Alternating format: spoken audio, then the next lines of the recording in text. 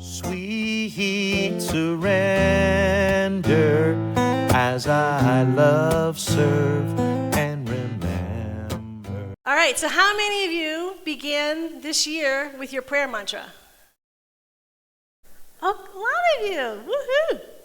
So for those of you who aren't here, in December we were talking about creating a prayer mantra and spending some time with it. So when you enter 2026, you begin with saying this prayer over and over. A prayer mantra is something that we say over and over, and I'll talk about that in a minute. So we're embracing having a prayer mantra for the entire 2026. It's an adventure. The theme we're going to be talking about as well is going on a treasure hunt. And Jack's like, Harriet, that's like such a kid thing. I'm like, I know. So it makes it so fun. So we're going to talk about some elements of going on a treasure hunt. We're going to talk a little bit about that in terms of a prayer mantra.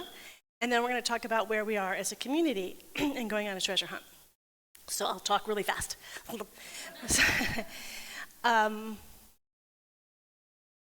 So, in getting ready for the winter solstice service, we have to create an altar.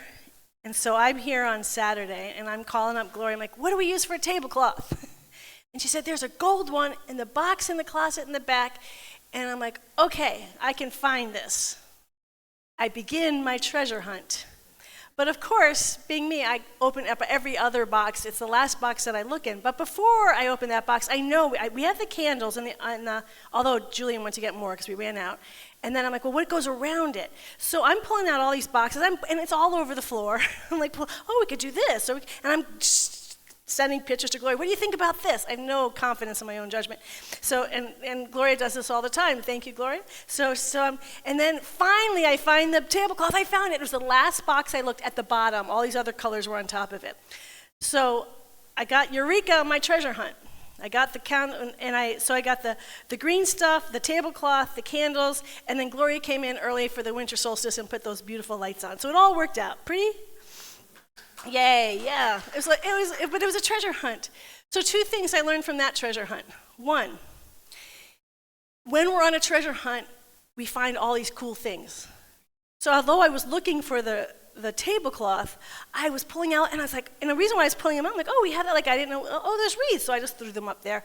Sorry I'm not a decorator, I was just like, wreaths, let's put them up. So I'm just pulling out, finding all these little treasures along the way. When we're on a treasure hunt, it's not just about the end goal, but it's about being curious about everything that you're experiencing on that treasure hunt, because everything is a little treasure. And you have all these little, I didn't know that was there. That's kind of cool. I didn't know we had that. And I remember learning something, or I didn't remember. I just heard it this past week. I remember it for a whole 4 days. This woman was talking about having anxiety, that she never felt like, she was just gone in sophomore year but had no training, and she went to one little class, and so she always felt like an imposter. And then they'd asked her to do some big thing where it was all on her, and she just, total anxiousness, anxiety. And she said, but she discovered something. As they gave her a challenge, no matter how anxious and unprepared, everything else, she said, I got so curious and interested in what I was doing, the anxiety disappeared. That in fact, curiosity can overrun anxiety. You get so focused. Like I wanted to come in and get this done, but I wanted to find that tablecloth, but then I got totally curious about these other things, and I'm pulling out. So I was in a hurry, but then if I'm in a hurry, why am I pulling everything out and looking at things? Because I'm curious. And it took away the intensity. I got to drive my drive. I got to get to the end goal and just open up to what's present and see the treasures.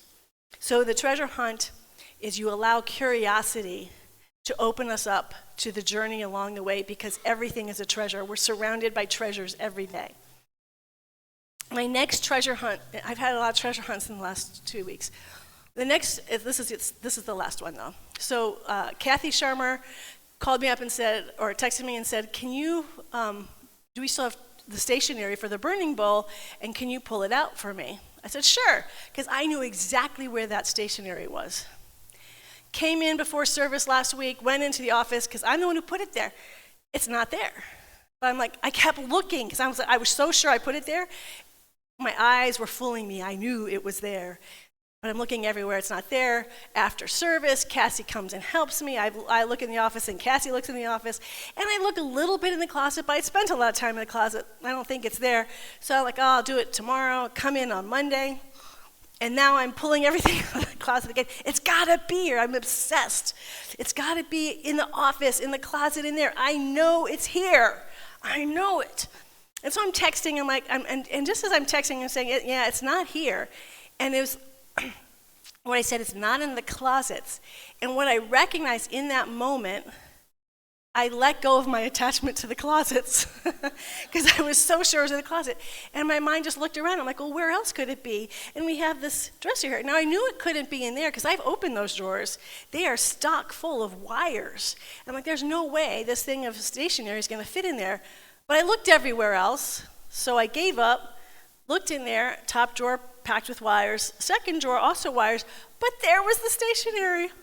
Again, the last place I looked. So another thing we learn about the treasure hunt is we have to let go of our attachment and what we've known. Like, I was so sure it was there. I had a picture of it in my head. I knew exactly, and I'm the one who put it there. So I was so attached to that. Then I got so attached to it being in closet that it was the moment I let that go. It's not there. I can't find it. That suddenly I just opened up. Where else could it be? So letting go of attachments, we're not letting go of closets. We need our closets. I love our closets. I'm letting go of my attachment to the closets. I'm letting go of what I think that I know, that I'm clear that I know. And I'm clear there's no room in there for stationery. I was so clear about everything, and I was wrong about it all. So to being willing to let go of what I think I know, to open up and say, maybe there's something new here that I don't know about. So that's our treasure hunt. Those are elements of the treasure hunt. There's treasures all along the way. To stay open and curious about the whole journey and to let go of our attachments. So I'm going to apply this to two elements now, to prayer. I'm going to spend a little bit of time in prayer. Everything we're doing, we have a prayer class coming up for 10 weeks. We're going to get really involved in there. So I'm not going too deeply in prayer because of our town hall meeting. I want to talk about also the treasure hunt in terms of what that looks like as a spiritual journey, as a spiritual path. So I'm going to focus just a little bit on the prayer mantra. There's all types of prayers, all things. Prayer is such a vast subject. I'm just going to talk about the prayer mantra. When I first learned a mantra, I was initiated in a TM in 1992, and I got for those of you who've done it, you get your little Sanskrit sound, and I was told that the Sanskrit language, the sound, is the first original sound, and it's the closest thing to God, and you can't have anything better than this sound. And so I was doing it for about a year until I read Ram Dass's book, and I thought, well, I'm just going to make up my own in English to see what happens. So I just made up a very unpoetic one. I am one with Christ. That's and first week that I do it. First or second time I did it, I was catapulted into out of my own identity into an old woman's identity at Christ's crucifixion. It was cool, and it also taught me, I could say mantras in my own language, and it's just as powerful. So the illusion that somehow if I'm saying it in Sanskrit, it's going to make me closer to God. I've been doing that for a year. I did this for 2 days, and psh. So that ended my attachment to, and I love Yogananda. He said the same thing, Sanskrit, and I'm just like, nope, I'm doing my own stuff. And so then there was so I'm playing with different mantras, and I started working with, this is also in the 90s, a mantra I was playing with was Christ is, I am. And so I'm just saying it, and I'm doing Yogananda, so he's always third eye, so I would say it up here, and I would just say it.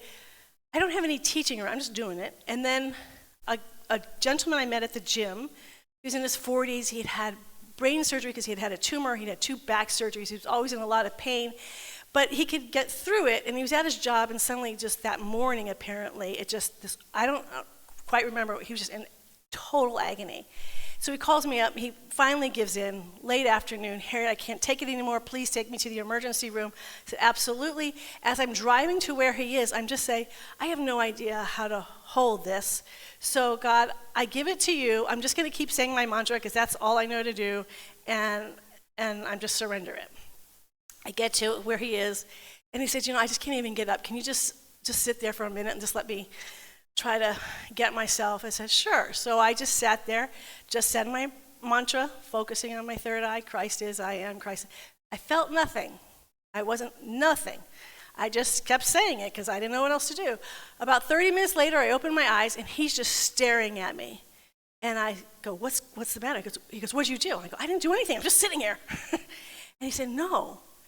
It completely disappeared. You were just sitting there, and all this pain I've been in all day just is completely gone. What did you do? And I didn't do anything. I just said this mantra. Now, here's the thing. I didn't feel anything. Like, that first time with the mantra, I'm back at the reservoir. It's like a big experience. There's nothing. I'm just saying these words over and over and over. There's nothing happening, but he was absolutely convinced it was something I did, that it was because I was doing this prayer mantra. I don't know. There's another time years later, I'm working on the I am. I'm just saying I am. I'd worked on that for several years. And I came home from jogging one day, and my crown chakra was open, and it was very clearly the I am. And it was saying, gave me guidance on how I should be doing my running program. And I'm like, first of all, I never asked.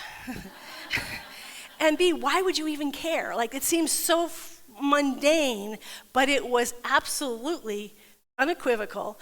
Over the years, I've tried different things, and it never works. I have to go back to what was given to me. Even as my weight has changed over the years, I've never stopped it because, when the I am says this is what you need to be doing, I've tried to go again. I always push. I always rebel. But I keep coming back. So those are experiences that were treasures along the way of saying a mantra. But the other piece of that is I would get attached. Oh, I got that guidance. Oh, this happened. And then I start wanting things from my mantra. And now I'm doing my mantra because I'm going to have cool experiences. I'm going to get voices telling me what to do. Or people are healing without me even knowing it. All these things. And then, of course, now I'm attached. Now I'm trying to get something from it. Now I'm saying the mantra with an agenda. And it's just saying a mantra. It's just saying words. But actually, that's not what it is. So I'm saying that there's a powerful piece to this mantra that we have no control over, that we do not create, that you sometimes feel and you sometimes don't. But the way I look at a prayer mantra is that it's always working within us. Whether you're feeling it or not, I want to say this also because it's important. The difference between just doing an affirmation for something we want versus a prayer mantra, as I was talking about in December, we have to know the who. There has to be a divine presence in that prayer mantra. For me, a prayer is something that connects with the divine, with the transcendent. So prior to all of this, many of you know I was working on an affirmation.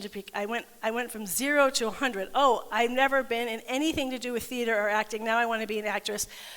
Was reading a book called Power of Mind. I created an affirmation, which I no longer remember, about becoming an actress, and they talked about you have to stand up, you have to move. So 20 times morning, noon, and night, 3 times a day, I was walking around saying this mantra. That's what I'm doing is I'm telling my subconscious, not my subconscious, the subconscious mind, and that subconscious mind is working on this affirmation, and poof, going from no experience, I'm suddenly in a school with people who've spent their lives in theater programs, and all based because I just was doing this mental. That is mental program. That's mental programming the subconscious mind. That is different than a prayer mantra. A prayer mantra is accessing the divine, that which transcends even the subconscious mind. The subconscious mind is part of the divine, but it's a lesser part, the causal realm, that first cause. So your prayer mantra, as I was talking about, I am, is a powerful way to access that transcendent, but any word for the divine that works for you, that resonates with your soul. And then you could say more words, less words, whatever that is. When we're accessing that divine causal realm over and over in our heart, and it's even when we can't see it, it's at work. many, many years ago when we first started the Lighthouse, I did a month on the Shawshank Redemption. Has anyone here seen this Shawshank Redemption? It's a great movie. And I was using it for breaking free, because the whole thing is, as a metaphor, we're in a prison, and he breaks free. And one of the ways he breaks free, and a key way, is that tunnel he builds. And he uses a little rock hammer. And it takes him, I can't remember, something like 17 years with that little, little rock hammer. He's chipping away. And I was saying that rock hammer is what a mantra is. You can't always see it, but you just keep chipping away, and it's going deeper and deeper into our soul. Not just our subconscious mind, but even beyond that, into that transcendent place. And the more we say it, we're creating avenues and vehicles of freedom that we can't create of ourselves. I'm imagining when you go with a rock hammer creating a tunnel, you might go for like a year, and then suddenly you get a big boulder that suddenly moves. He's still not at the end of the tunnel, but that's a treasure. But he didn't get there without the mantra going.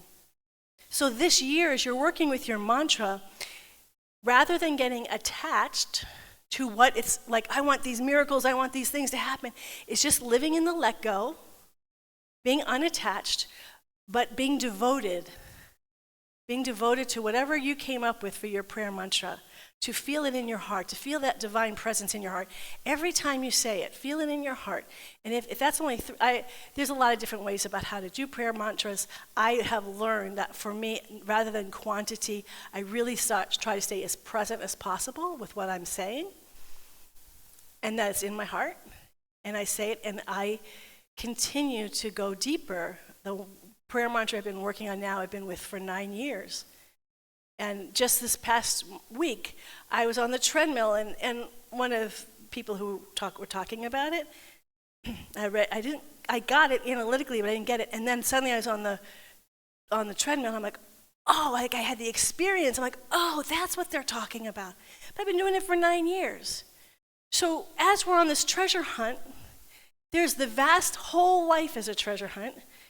And then there's those little moments. So when we're working with a prayer mantra, as you're working, hopefully, with a prayer mantra, that you'll start feeling a connection that is subtle. I mean, sometimes you'll have those big experiences, but it's a very subtle experience.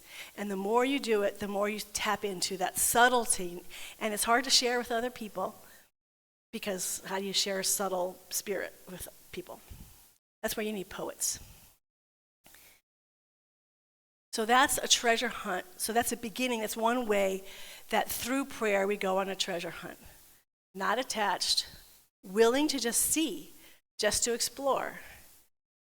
Not with an end idea. But knowing at the same time, you might not know it. Like when I did that year of TM, I didn't know what it was supposed to do, and but you're discovering. The treasure hunt is always about discovery and not about knowing. And that's, for me, why treasure hunt brings me alive, and why I think children are brought alive. Because they don't go through life, I know this. They're always like, what's this? They're asking, what is this? What does this do? How does that work? Why does this go? What do you think about that? They're not going, well, I already know. I got all the answers. So that's the shift for me of looking at anything that we do from a sense of, I know this is what it is, versus I'm so willing in this moment and every moment to discover what wants to be revealed, moment by moment. So now taking this idea of treasure hunt, and you're all saying your prayers now, I hope, your mantra, right? Y'all keeping with it, staying in your heart. You can do it. It's more important that you stay with that than you'll catch what you need to, what I'm saying. But stay with that. So where we're going is I've heard some concerns, and I understand them. So for those of you who don't know, at the end of November, I was shared that I no longer consider myself a CSL minister or a minister of the CSL organization. Now, most people who know me, they're like, yeah, we know that. You've been saying that all along. I have a hard time hiding things. I've never got ordained in CSL, so it wasn't a big surprise. But I think, just as it was for me, even though you get it, like it starts to feel maybe a little uncomfortable. There's some questions, there's concerns coming up. Completely valid. because I never got ordained in CSL. I've been challenged my whole time in CSL, but it's taken me this long to let go. Like I know, and then I did a 40-day process last summer. I knew I was going to let go, but I still was going to take a year before I did anything about it. And it was through that breath workshop. I was going inward, and I was doing my own little breath work thing, and it was just like it just all started popping. I'm like, oh no, I got to do it now. And I was so scared and I talked with the leaders, and then I gave my talk at the end of November, and there was so much, like, it was a big deal. Like, it feels like it's not a big deal, but it was a big deal. And it took me a long time, even though in my head I've always known it. It wasn't new information. It still was a big deal. What I can say for myself, though, on the other side of it, I've had the time of my life in December. I feel this freedom, and I feel a freedom to be who I am. And I'm not saying being connected with CSL, for people who love CSL, you're not being who you are. But we all have different styles in different ways. And so I'm going to share a little bit what my life has been like living on a treasure hunt my whole life. This isn't new for me. And I'm not sharing it with you to say, this is what I think we should be doing. I know it's what I need to do. And the purpose of the town hall meeting, in person and online, is you all have to decide what you want for yourself. You can't say, well, we want to support you, Harriet. That is not working. You have to support your own spiritual journey. You have to say, what do you need? And so maybe staying in CSL, CSL has a ministerial school. There's all sorts of ministers, people who are just graduating who might love coming here, or people who've been retired. There's all sorts of possibilities. You have to get clear, even in your conversations with each other, in person and online, what it is you want. And I'm not here to convince you of anything, because I already know for me, and I'm going to do it no matter what, on my own. So I already do. It's just whether there's some of you who would like to do it with me. So for me, why this way of life works is because I didn't grow up with a lot of people with a stable religious context. My parents were agnostic, atheists, questioned everything. A faith that can't stand up to questioning isn't a real faith. Why God doesn't exist. All sorts of wonderful things. But ethics. We had ethics, but ethics don't come from a God. That comes from choice as human beings. So I grew up with that. I grew up as at preschool, in church. I grew up in a very liberal church, and I made a declaration to myself. I remember it very clearly. I know where I was standing. I'm here for love. That's all that matters to me. I want to be a person of love. And then years later in elementary school, after I was baptized, I had this whole experience of God's love, which, human love is a pinprick compared to God's love, and that changed my life forever, and I've never been the same, and I have to live a totally different way than around me, but I still love the things around me and had huge respect for it. So I've always kind of been living in these multiple worlds with no clear definition. The church I was raised in does not have a belief system. When I graduated from ministerial school, I went back. I took their new member class because I was trying to figure out, what do you guys believe? I grew up in this church. I don't even know what you believe. They said, we don't have statements of belief. What do you mean you don't have statements of belief? No, we just make the commitment. So interesting. We make a covenant with each other to walk in love with our neighbor. That's it. And I'm like, that's it? I'm like, yeah. We don't even say people have to believe in God. We're just here to walk in love with our neighbor. I'm like, wow, that's really weird. Having no statements of belief or structure. So in my family, I wasn't told I had to believe anything. I went in my church. I went to a Montessori school for 3 years when I was a kid, preschool. It was a Jewish monastery school because my dad thinks Jewish people are exceptional, and he thought it would be good for me to be exposed. So I learned Judaism. I learned Hebrew. We did Shabbat every Friday. We celebrated the High Holy Days, and it's Montessori, follow the child.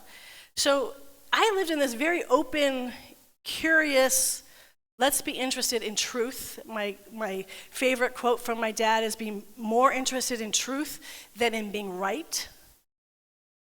Be more interested in truth than in being right. So rather than continuing to confirm what we believe, be around people who expose us to different perspectives. And then when I did go further on my spiritual journey, the person that really anchored me in New Thought was Joel Goldsmith. How many of you have read Joel Goldsmith? Oh, it's all on this side of the room. That's funny. So he's pretty profound. I would say he's sort of a New Thought mystic. How many of you have participated in a Joel Goldsmith organization? Right answer. He doesn't have an organization.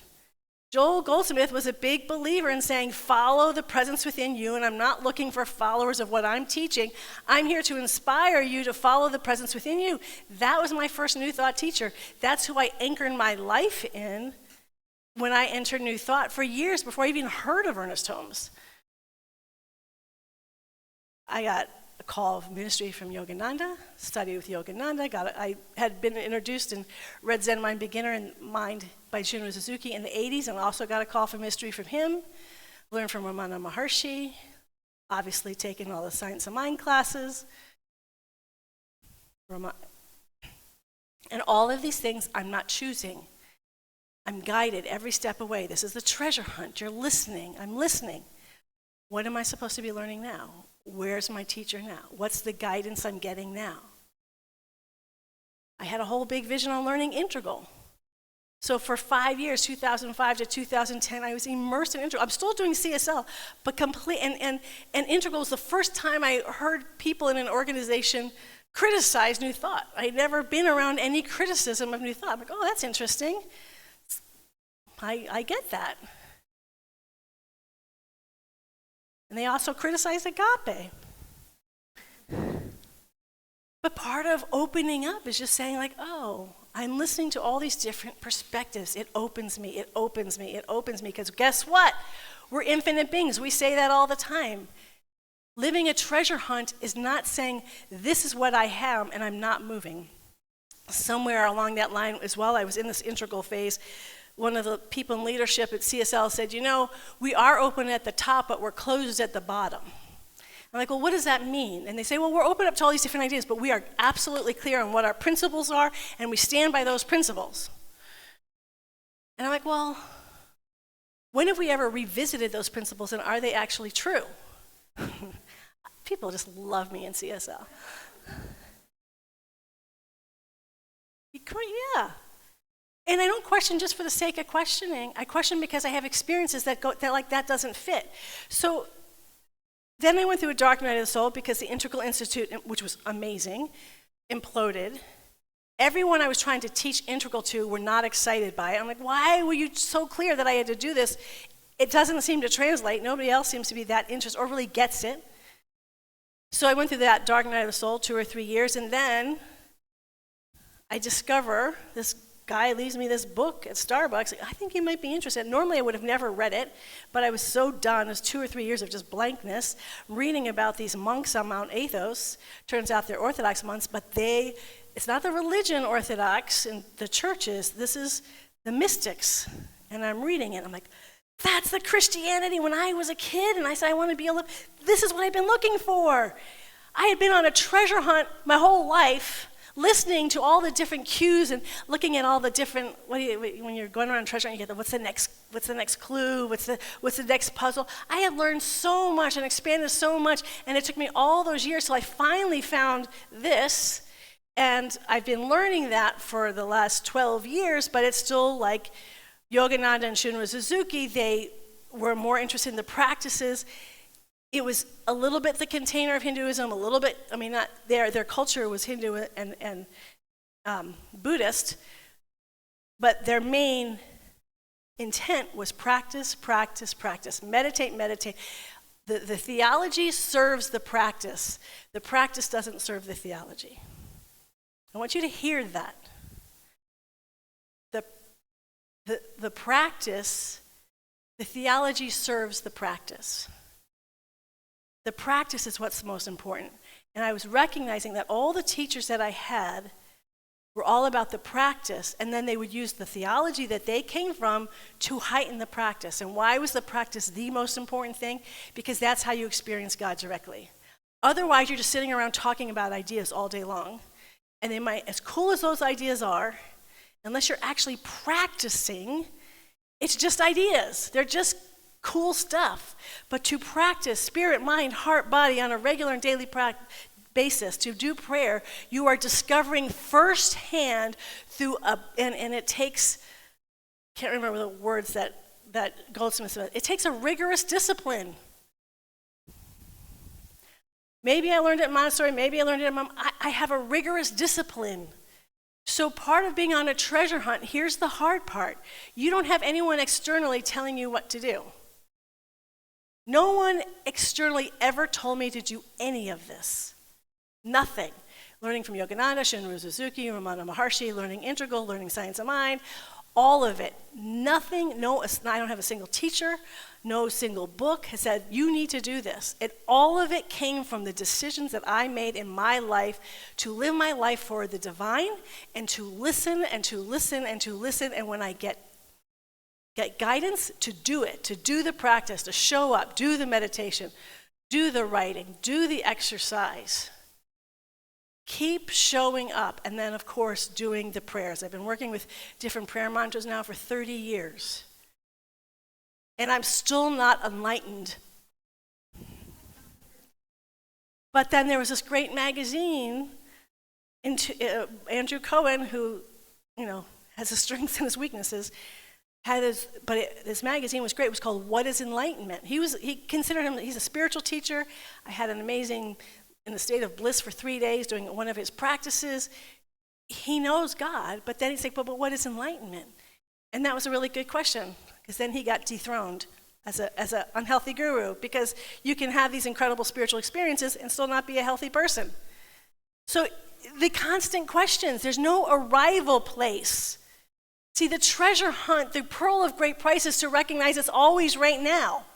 It's not something in the future. Right now, we're listening to whatever guidance that we're getting, and we're following through, and we're living it, and we're finding the treasures every step of the way.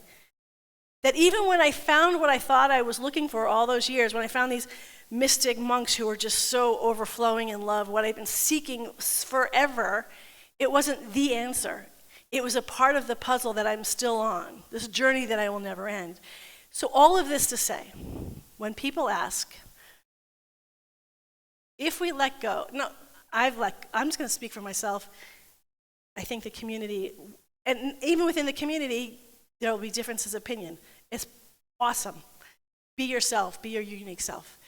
For myself, when people ask me, well, what's the future look like? I can only answer the way I've lived, is I don't know. I'm just going to continue to do my spiritual practices, my prayer mantra. I'm teaching a prayer class in a few weeks, which totally excites me. I'm reading a book on the history of prayer, because one of the things in coming to CSL, they teach in treatment, which is a very powerful form of treatment, but that's all I've ever learned. And suddenly I'm like, oh my gosh, there's this incredible universe of prayer out there, and it's so extraordinary, and all these different cultures and ways to pray, and I'm just having the time of my life.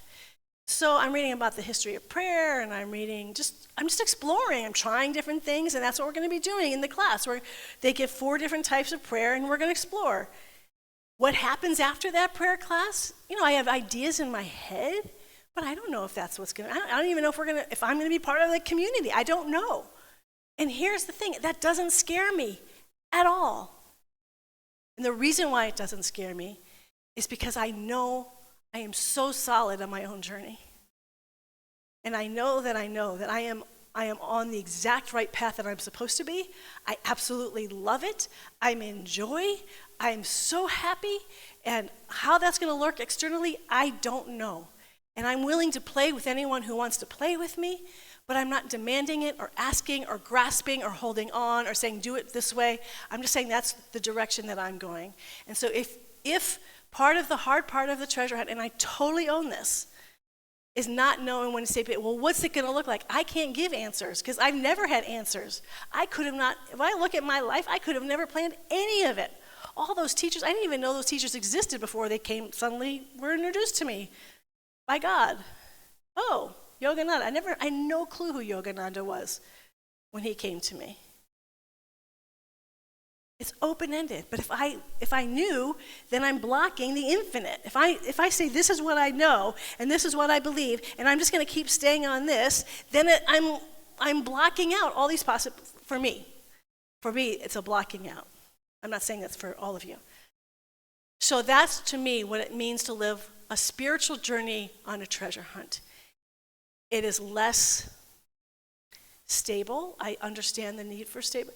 When I say I understand it, it took me this long to just, I was so scared to step out on my own because I knew, and I'll end with this. I knew the moment and this is why I held on for so long, and I've been equivocating for so long.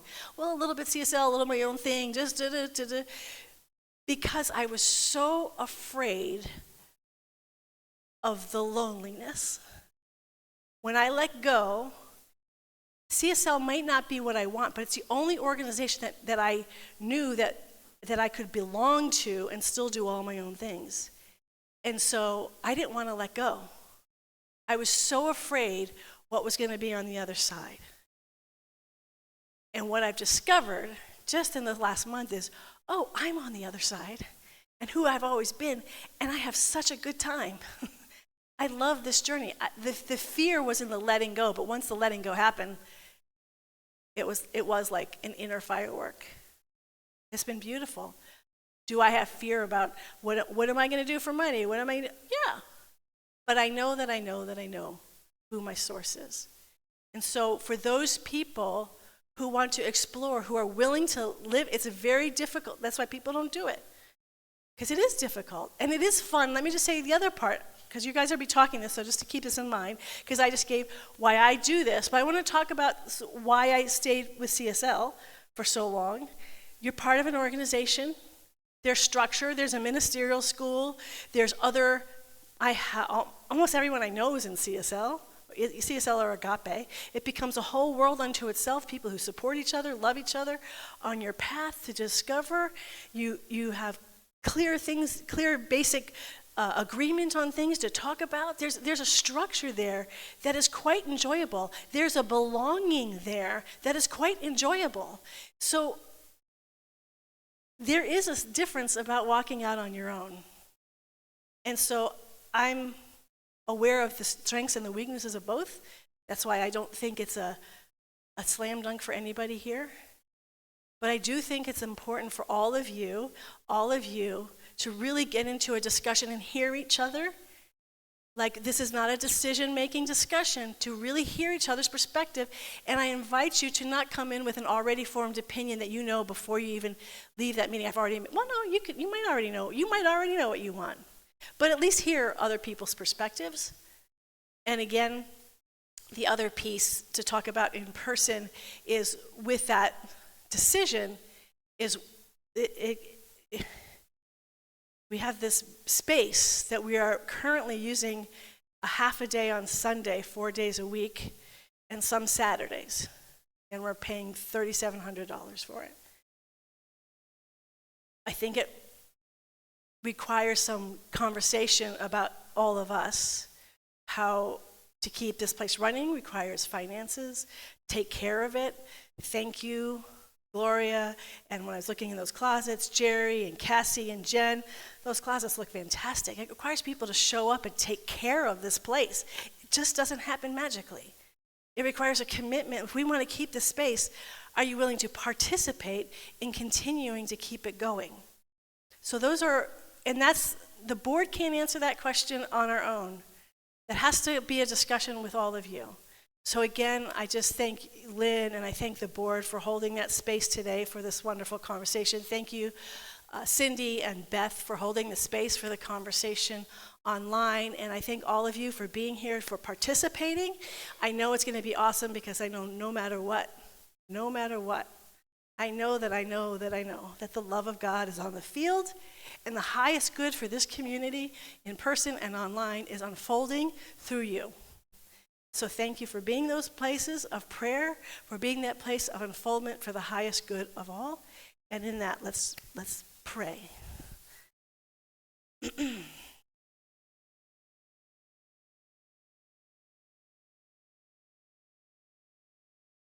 And so prayer is so wonderful just to begin with breathing. So let's just breathe.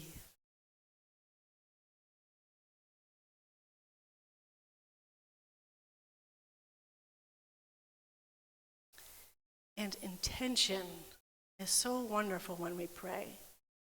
So let us make a collective intention in this moment with our breath, that we are each connecting to the infinite presence within us, this divine love intelligence of the universe, whether we call it God, Spirit, universe.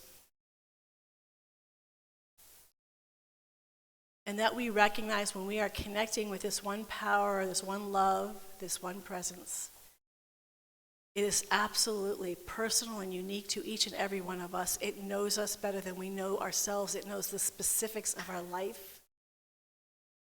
And we surrender. And we allow it to surprise us, to delight us, to show us these little gifts of treasure, even now. Even now. Those treasures are here and available to be discovered. Treasures we weren't expecting or even looking for, and yet here they are. And even as we are in this wonderful, dynamic, creative, intimate expression of the one, we feel and know that every person with whom we come in contact is also a beautiful expression of the one. That as we pray, we are absolutely united with one another in the one. That everybody in person and online, there's no separation in time and space. That all of us are in each other's hearts. And we love one another.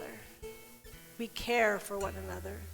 We listen with respect and kindness and generosity to one another.